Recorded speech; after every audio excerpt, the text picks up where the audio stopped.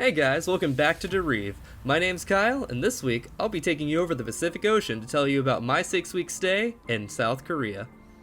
This is the Juno Bell. It may not look like much, because it isn't, but it was home for me and my grandmother for 6 weeks.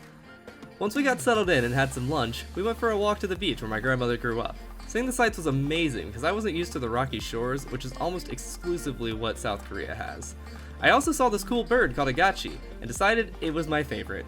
Apparently they bring good luck, which is exactly what my favorite bird would do.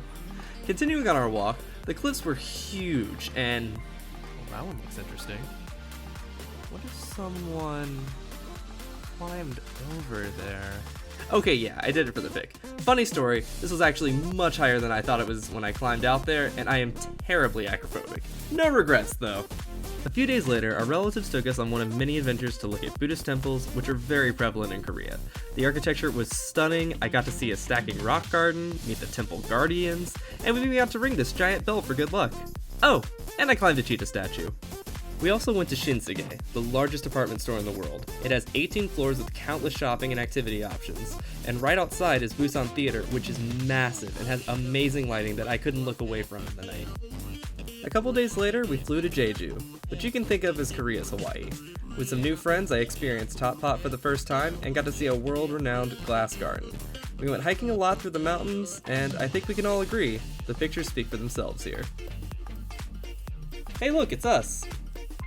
Next, we learned how the original villagers lived and farmed pineapple and mushrooms. Our final stop was the Sangumburi volcanic crater. It was a very tiring 20-minute hike, but the views from the top were unforgettable. Back on the mainland, I took a train to spend a few days with some friends who were living in Korea. They took me to North Seoul Tower, where we saw a sky view of the city, and even saw the love gate where couples take locks and attach their name to the gate. Cute! The next day, we went to an outdoor shopping center with a rooftop garden and had some lunch. After that, we went to the capital of Seoul and saw the Museum of King Sejong. He's the father of the Korean language, and took a stroll through the royal palace. Although Korea doesn't have a royal family presiding over the country anymore, it is still well preserved to show how well the royals used to live, and they used to live large. After the day trip, it was time to head back home to Busan alone. Making my way through connecting trains was terrifying, but I succeeded! Yay! When I got back, my relatives were really excited to take me to the Yeosu World Expo. Tons of Korean artists performed during the 3-month run of the Cultural Expo, even Psy. This was right before Gangnam Style took over the world. The performers that night were XOK and Girls' Gen, the biggest groups at the time. It was an amazing experience, and I'm so thankful we went.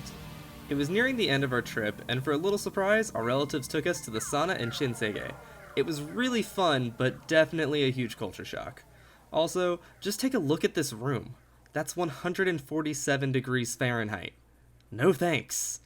Anyways, after this, it was sadly time to go.